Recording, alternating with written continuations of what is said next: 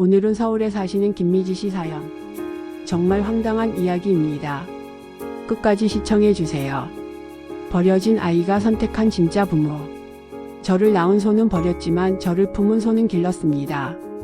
법정에서 제가 친부모를 향해 외친 말입니다. 그 순간 제 인생 30년이 결정되는 순간이었어요. 혈연과 인연, 무엇이 진짜 가족일까요? 오늘은 서울에 사는 김민지 씨 이야기를 들려드리겠습니다. 버려진 신생아에서 우수교사가 되기까지, 그리고 친부모가 다시 나타나 벌어진 충격적인 일들을 끝까지 들어주세요. 구독과 좋아요, 알림 설정은 더 많은 감동적인 이야기를 만드는 큰 힘이 됩니다. 버려진 아이, 새로운 삶. 1992년 12월 서울의 한 종합병원 신생아실에서 저는 태어났습니다.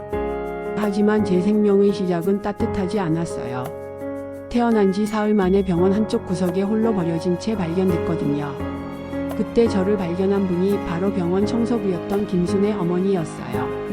새벽 5시 병원 청소를 하던 순애 어머니가 신생아실 근처에서 작은 울음소리를 들었다고 해요. 이게 무슨 소리지? 순애 어머니가 소리를 따라가니 복도 끝 의자 위에 담요에 쌓인 아기가 있었어요. 바로 저였죠. 순애 어머니는 급히 간호사들을 불렀어요. 여기 아기가 있어요. 누가 버린 것 같아요. 이 간호사들이 달려와서 저를 응급실로 옮겼습니다. 당시 저는 태어난 지 얼마 안 된 신생아였지만 몸무게가 평균보다 훨씬 적었어요. 2.1kg 밖에 나가지 않았거든요. 의사들은 아이가 약해서 특별한 관리가 필요하다고 했어요. 하지만 저를 버린 부모는 나타나지 않았어요. 병원에서는 경찰에 신고했지만 아무런 단서가 없었습니다. 제 몸에는 메모 한 장만 있었어요. 아이가 아픈데 키울 형편이 안 됩니다. 좋은 사람이 키워주세요. 그 메모를 본 순애 어머니가 눈물을 흘렸다고 해요. 이 작은 생명을 어떻게 버릴 수가 있어? 이 순애 어머니는 그날부터 매일 저를 보러 왔어요. 순애 어머니는 당시 50세였어요. 남편 박종길 아버지와 함께 시장에서 작은 반찬 가게를 운영하고 있었죠. 경제적으로 넉넉하지 않은 상황이었지만 마음만큼은 따뜻한 분이었어요. 여보, 저 아이를 우리가 키우면 어떨까? 순애 어머니가 종길 아버지에게 제안했어요. 종길 아버지는 처음에는 걱정했어요. 우리도 살기 힘든데 아이까지 키울 수 있을까? 하지만 병원에서 저를 보고 마음이 바뀌었다고 해요. 이 아이도 하늘이 내린 생명이네. 우리가 키워보자. 종길 아버지가 결심했어요. 양부모님은 입양 절차를 밟기 시작했어요. 당시에는 지금보다 절차가 복잡하고 오래 걸렸지만 포기하지 않고 끝까지 해내셨어요. 1993년 3월 생후 3개월 만에 저는 정식으로 김민지라는 이름을 얻고 새 가족을 만났어요. 순애 어머니가 민지라는 이름을 지어주셨는데 민첩하고 지혜로운 아이가 되라는 뜻이었어요. 양부모님의 집은 단칸방이었어요. 시장 근처 낡은 연립주택 2층에 있는 작은 방이었죠. 방 한쪽에는 이부자리가, 다른 쪽에는 밥상과 작은 옷장이 전부였어요. 하지만 그 작은 공간에는 사랑이 가득했어요. 순애 어머니는 밤마다 저를 품에 안고 자장가를 불러주셨어요. 우리 민지 이제 걱정 없어. 엄마 아빠가 지켜줄게. 종길 아버지는 새벽 4시에 일어나 시장에 나가셨어요. 하루 종일 일하고 돌아와서도 저를 안아주시고 놀아주셨죠. 민지야, 아빠가 왔다. 보고 싶었어. 양부모님은 저에게 제 출생에 대해 숨기지 않으셨어요. 제가 5살 때쯤 민지야, 너는 우리가 낳은 건 아니지만 우리가 선택한 소중한 딸이야 라고 말씀해 주셨어요. 어린 마음에도 그 말이 따뜻하게 다가왔어요. 버려진 아이라는 사실이 슬프기보다는 저를 선택해준 부모님이 고마웠어요. 동네 사람들도 저를 친딸처럼 예뻐해 주셨어요. 특히 옆집 할머니는 민지가 순애네 복덩어리다라고 하셨어요. 정말로 양부모님에게는 저라는 존재가 큰 기쁨이었던 것 같아요. 가난하지만 따뜻한 집. 저희 가족의 하루는 새벽 4시에 시작됐어요. 종길 아버지가 시장에 나가실 준비를 하시면 순애 어머니도 함께 일어나서 아침을 준비하셨어요. 저는 그런 부모님의 모습을 보며 자랐어요. 민지야, 일찍 일어나는 새가 먹이를 찾는다. 종길 아버지가 늘 해주시던 말씀이었어요. 그래서 저도 어릴 때부터 일찍 일어나는 습관이 생겼어요. 우리 집은 가난했지만 사랑만큼은 풍족했어요. 순애 어머니는 시장에서 파는 반찬을 만들고 남은 재료로 제 도시락을 정성껏 챙겨주셨어요. 다른 친구들처럼 화려한 반찬은 없었지만 엄마의 손맛이 담긴 음식이었죠. 민지야, 많이 먹어. 잘 먹어야 건강하게 자란다. 순애 어머니는 늘 저에게 더 많이 먹으라고 하셨어요. 당신은 조금 드시면서도 저에게는 항상 푸짐하게 주셨어요. 초등학교에 입학할 때도 마찬가지였어요. 새 옷을 사줄 형편은 안 됐지만 순애 어머니가 밤새워 제 교복을 정성껏 수선해 주셨어요. 우리 민지가 제일 예뻐 보인다. 학용품도 마찬가지였어요. 비싼 브랜드 제품은 살 수 없었지만 필요한 건 모두 챙겨주셨어요. 종길 아버지는 공부하는데 필요한 건 아껴서는 안 되라고 하셨어요. 저는 그런 부모님이 정말 자랑스러웠어요. 친구들 앞에서 늘 우리 부모님이 최고야 라고 말했어요. 돈은 없어도 저를 위해서라면 무엇이든 해주시는 분들이었거든요. 민지 부모님 정말 좋으시다. 친구들도 우리 부모님을 좋아했어요. 순애 어머니는 제 친구들이 놀러 오면 간식을 꼭 챙겨주셨거든요. 하지만 가끔은 우리 형편이 남들보다 어렵다는 걸 느낄 때가 있었어요. 소풍을 갈 때나 체험학습을 갈 때 참가비가 부담스러워 하시는 부모님을 보면서요. 민지야, 미안해. 아빠가 돈을 더 많이 벌어야 하는데. 종길 아버지가 미안해 하실 때마다 저는 속상했어요. 부모님 잘못이 아닌데 왜 미안해 하시는지 이해할 수 없었어요. 아빠 괜찮아요. 저는 집에서 놀아도 재밌어요. 저는 부모님을 위로했어요. 정말로 집에서 부모님과 함께 있는 시간이 좋았거든요. 순애 어머니는 저에게 늘 이런 말씀을 해주셨어요. 민지야, 우리는 돈은 없지만 마음은 부자야. 사랑하는 마음이 제일 소중한 거야. 그 말씀이 제 가치관을 만들어 주었어요. 돈보다는 마음이 중요하다는 걸 어릴 때부터 배울 수 있었어요. 저는 공부도 열심히 했어요. 부모님이 저를 위해 희생하시는 모습을 보면서 좋은 성적으로 보답하고 싶었거든요. 숙제도 빠뜨리지 않았고 예습 복습도 철저히 했어요. 우리 민지가 공부를 참 잘하네. 담임 선생님이 부모님께 말씀해 주실 때마다 순애 어머니와 종길 아버지는 정말 기뻐하셨어요. 중학교에 진학할 때는 성적 장학금을 받을 수 있었어요. 민지야, 정말 자랑스럽다. 부모님이 저를 꼭 안아주시며 눈물을 흘리셨어요. 그때부터 저는 더욱 확신했어요. 부모님께 보답하고 싶다고, 꼭 훌륭한 사람이 되어서 부모님을 행복하게 해드리고 싶다고. 고등학교에 들어가서도 마찬가지였어요. 전교 10등 안에 들면서 선생님들이 관심을 받았어요. 민지는 정말 모범적인 학생이야. 부모님이 잘 키우셨네. 그런 말을 들을 때마다 가슴이 뿌듯했어요. 저를 키워주신 부모님이 인정받는 것 같아서요. 성장과 꿈. 고등학교 3학년이 되면서 저는 진로를 결정해야 했어요. 성적은 좋았지만 경제적 형편을 생각하면 대학 진학이 쉽지 않았어요. 등록금과 생활비가 부담스러웠거든요. 민지야, 대학은 꼭 가야 해. 아빠가 어떻게든 해볼게.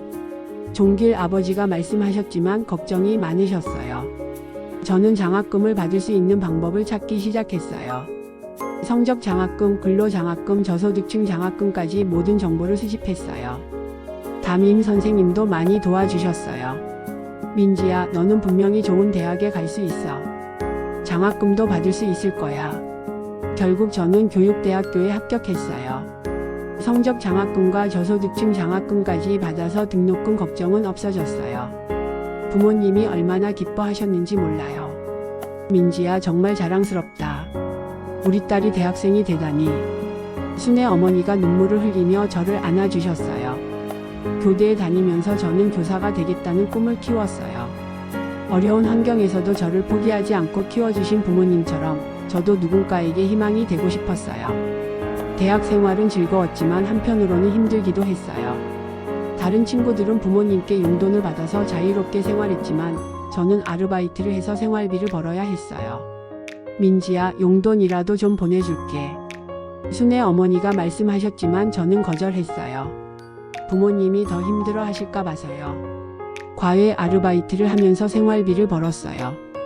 주말에는 집에 와서 시장 일도 도왔어요. 민지야, 공부하느라 바쁜데 미안해. 부모님이 미안해 하셨지만 저는 오히려 좋았어요. 부모님과 함께 일할 수 있어서요. 대학교 4학년이 되어 교사 임용고시를 준비할 때였어요. 동네에서 이상한 소문이 들렸어요. 옆집에 사는 여정 아주머니가 저에게 말했어요. 민지야, 너 친부모가 따로 있다더라.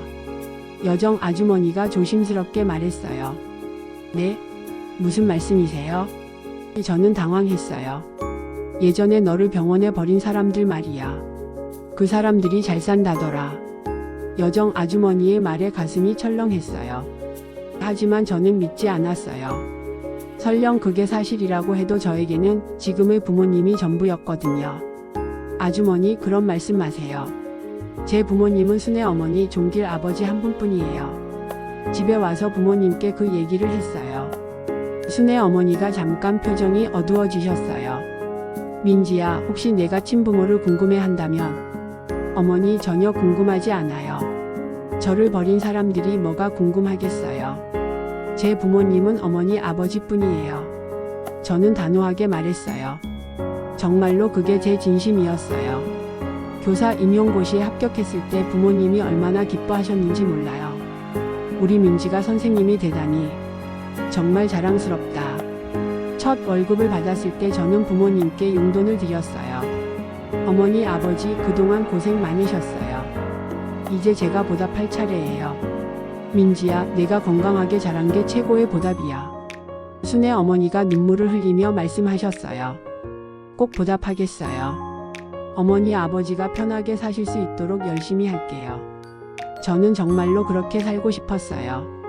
저를 키워주신 은혜를 평생에 걸쳐 갖고 싶었어요. 하지만 그런 평온한 일상이 오래가지 않을 줄은 그때 몰랐어요. 친부모의 등장. 교사가 된 지 5년째 저는 우수교사상을 받게 됐어요. 제가 담당했던 학급이 전국 경시대회에서 좋은 성적을 거두면서 교육청에서 표창을 해준 거였어요. 지역신문에도 기사가 났어요. 젊은 우수교사 김민지, 교육 열정으로 학생들과 소통 제 사진과 함께 인터뷰 기사가 실렸어요. 부모님이 그 기사를 보고 얼마나 자랑스러워 하셨는지 몰라요. 우리 민지가 신문에 났네. 정말 자랑스럽다. 순애 어머니가 기사를 우려서 액자에 넣어 두셨어요. 동네 사람들도 축하해 주셨어요. 민지가 정말 훌륭하게 자랐네. 순애 씨 부부가 잘 키웠어. 하지만 그 기사가 나간 지 일주일 후 예상치 못한 일이 벌어졌어요. 어느 일요일 오후 집에서 부모님과 함께 TV를 보고 있는데 초인종이 울렸어요. 문을 열어보니 잘 차려입은 중년 부부가 서 있었어요. 혹시 김민지 씨 댁이 맞나요? 남자가 정중하게 물었어요. 네, 그런데 누구세요? 제가 대답했어요. 저희는 민지 씨의 친부모입니다. 여자가 떨리는 목소리로 말했어요. 그 순간 머리가 하얘졌어요. 뒤에 계시던 순애 어머니와 종길 아버지도 놀라신 것 같았어요. 갑자기 찾아와서 죄송합니다. 하지만 신문 기사를 보고 우리 딸이 이렇게 훌륭하게 자랐다는 걸 알게 됐어요. 남자가 계속 말했어요. 저는 문 앞에서 그들을 바라봤어요. 30년 만에 처음 보는 친부모였어요. 복잡한 감정이 밀려왔어요. 들어오세요. 결국 저는 그들을 집 안으로 들였어요. 거실에서 어색한 침묵이 흘렀어요. 친부모는 계속 저를 바라보며 눈물을 흘렸어요. 민지야, 정말 미안해. 너를 버린 게 평생 후회였어. 친모가 울먹이며 말했어요. 왜 이제야 오셨어요? 저는 담담하게 물었어요. 사업이 어려워서. 그때는 정말 형편이 힘들었어. 아이까지 키울 여유가 없었단다. 친부가 변명했어요. 하지만 저는 그들이 차림새를 봤어요. 비싼 옷을 입고 있었고 고급 시계도 차고 있었어요. 지금은 형편이 좋아 보였어요. 이제라도 부모로서 함께하고 싶어. 내가 이렇게 훌륭하게 자란 걸 보니 정말 자랑스럽다. 친부가 말했어요. 순애 어머니와 종길 아버지는 말씀을 하지 않으셨어요. 하지만 표정이 어두워지신 게 보였어요. 저를 키워주신 분들은 여기 계신 부모님이세요. 30년 동안 어디 계셨어요? 저는 솔직한 마음을 말했어요. 민지야, 우리도 너를 그리워했어. 하지만 찾을 방법이 없었어. 친모가 말했어요. 하지만 저는 의문이 들었어요. 정말 찾을 방법이 없었을까요? 아니면 찾으려고 하지 않았던 걸까요?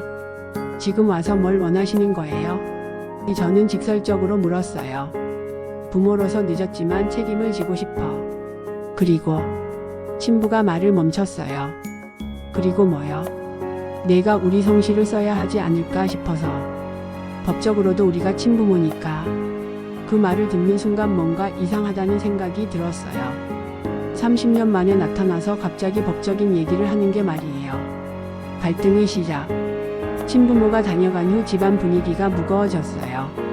순애 어머니는 말수가 적어지셨고 종길 아버지도 평소보다 조용하셨어요. 어머니 괜찮으세요? 제가 걱정스럽게 물었어요. 민지야, 혹시 내가 친부모와 함께 살고 싶다면? 순애 어머니가 조심스럽게 말씀하셨어요. 무슨 말씀이세요? 제 부모님은 어머니 아버지뿐이에요. 하지만 혈연이라는 게. 어머니 그런 말씀 마세요. 저는 절대 어디 가지 않을 거예요. 하지만 마음 한편으로는 복잡했어요. 30년 만에 나타난 친부모의 존재가 제 마음을 흔들고 있었어요. 며칠 후 친부모가 다시 찾아왔어요. 이번에는 법무사와 함께 왔어요. 민지야, 우리가 법적으로 친부모라는 걸 증명할 수 있어. 친부가 서류를 내밀었어요. 갑자기 왜 이런 일을 하세요? 저는 당황했어요. 내가 우리 호적에 들어와야 해. 그래야 진짜 가족이지. 친모가 말했어요. 법무사가 설명했어요. 친자 확인 소송을 통해서 법적 관계를 확인할 수 있습니다. 유전자 검사도 가능하고요. 저는 거부감이 들었어요. 저는 이미 가족이 있어요. 굳이 그럴 필요가 없어요. 민지야, 우리에게도 권리가 있어. 내가 우리 딸인 이상 우리 성씨를 써야 하는 거야. 친부의 목소리가 강해졌어요. 그때 순애 어머니가 말씀하셨어요. 민지가 싫다고 하면 안 되는 건가요? 법적으로는 친부모의 권리가 우선입니다. 법무사가 차갑게 말했어요. 저는 화가 났어요. 30년 동안 어디 계시다가 갑자기 나타나서 권리를 주장하세요.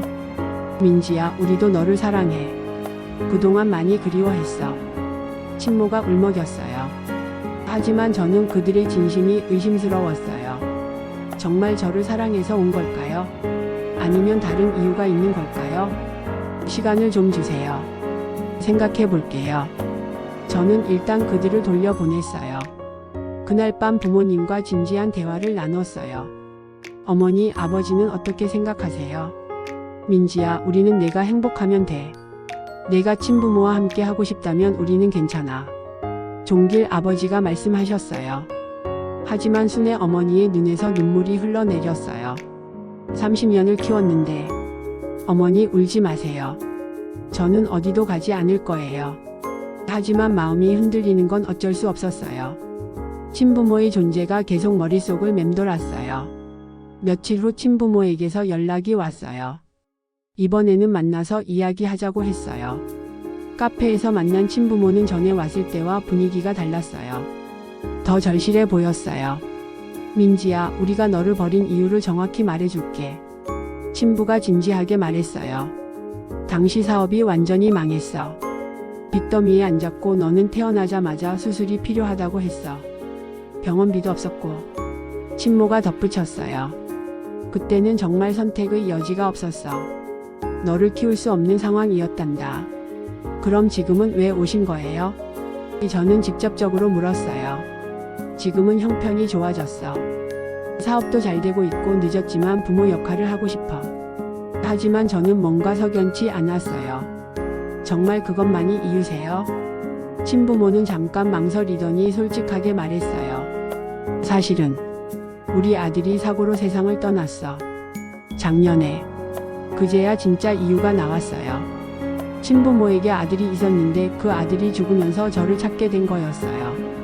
상속 문제도 있고 우리가 늙어가는데 자식이 없으면.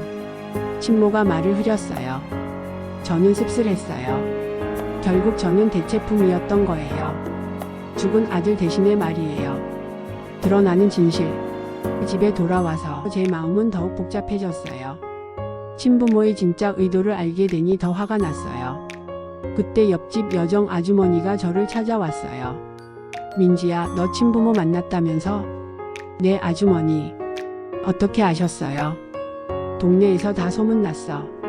그런데 민지야, 너 그 사람들 조심해야 해. 왜요? 여정 아주머니가 심각한 표정으로 말했어요. 내가 예전에 그 사람들 알던 사이야. 너를 버릴 때 상황을 내가 다 봤거든. 정말요? 응. 그때 그 사람들이 뭐라고 했는지 아니? 재산에 흠집이 난다고 아픈 아이 키우면 돈만 든다고 그러더라. 여정 아주머니의 말에 충격을 받았어요. 정말 그랬어요? 그뿐만이 아니야. 병원비도 안 내고 그냥 도망갔어. 순애가 대신 병원비까지 냈거든. 저는 몰랐던 사실이었어요. 양부모님이 제 병원비까지 대신 내주셨다는 걸요. 그리고 민지야, 너 알아? 순애가 너 때문에 얼마나 고생했는지. 여정 아주머니가 계속 말해줬어요. 너 어릴 때 아팠잖아. 밤새 업고 병원 다니고 자기 옷까지 잘라서 너한테 입혔어. 옷을 잘라서요? 응. 돈이 없어서 새 옷을 살 수 없으니까 자기 옷을 잘라서 너한테 맞게 만들어줬어. 종길이도 밤일까지 해가면서 너 키우느라 고생했고. 저는 눈물이 났어요. 양부모님의 희생이 이런 것까지 있었다는 걸 처음 알았어요. 그런데 이제 와서 친부모 행세하겠다고? 말도 안 돼. 여정 아주머니의 말이 맞았어요. 30년 전 저를 버린 사람들이 지금 와서 부모 행세를 할 자격이 있을까요?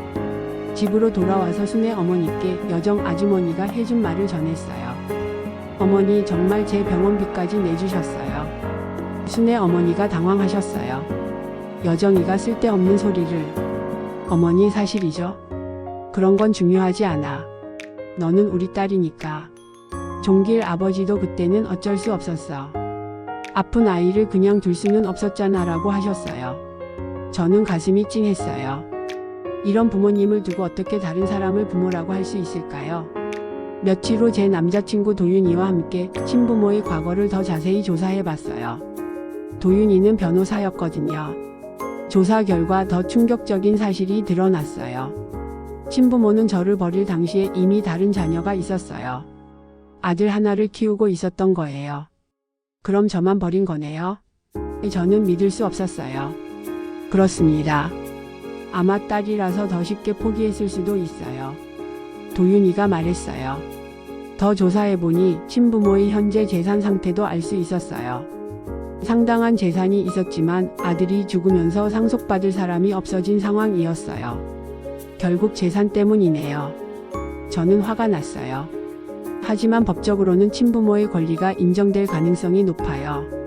도윤이가 걱정스럽게 말했어요. 그럼 어떻게 해야 하죠? 민지 씨가 원하지 않는다면 끝까지 싸워봐야죠. 저는 결심했어요. 끝까지 싸우기로 말이에요. 법정 대립 친부모는 결국 법정에 저를 고발했어요. 친자 확인 및 양육권 소송이었어요. 재산 상속 문제도 함께 제기했어요. 법정에 서는 순간 떨렸어요. 하지만 도윤이가 제 변호를 맡아줘서 든든했어요. 재판장님, 원고는 30년 전 신생아인 피고를 병원에 유기했습니다. 도윤이가 차분하게 말했어요. 친부모 측 변호사가 반박했어요. 당시 경제적 어려움으로 어쩔 수 없었던 상황이었습니다. 하지만 원고는 당시 이미 다른 자녀를 양육하고 있었습니다. 피고만 선택적으로 유기한 것입니다. 법정에서 여러 증인들이 나왔어요. 여정 아주머니도 증인으로 나와서 당시 상황을 증언했어요.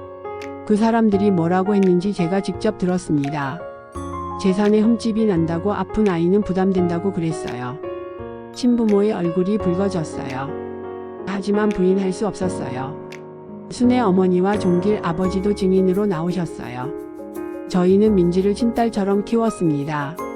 30년 동안 한 번도 후회한 적 없어요. 제가 증인석에 설 차례가 됐어요. 떨리는 마음으로 일어섰어요. 피고는 친부모와 양부모 중 누구를 선택하겠습니까? 이 판사가 물었어요. 저는 단호하게 말했어요. 저를 낳은 건 친부모일지 몰라도 저를 사람으로 만든 건 양부모입니다. 좀 더 구체적으로 설명해 보세요. 친부모는 저를 버렸지만 양부모는 저를 선택했습니다. 30년 동안 저를 사랑으로 키워주셨어요. 제게는 그분들이 진짜 부모입니다. 친부모가 일어서서 소리쳤어요. 민지야, 우리도 널 사랑해. 그동안 후회하며 살았어. 저는 그들을 똑바로 쳐다봤어요. 정말 사랑하셨다면 30년 전에 버리지 않으셨을 거예요. 지금도 재산 때문에 오신 거 아니에요? 그런 게 아니야. 우리는.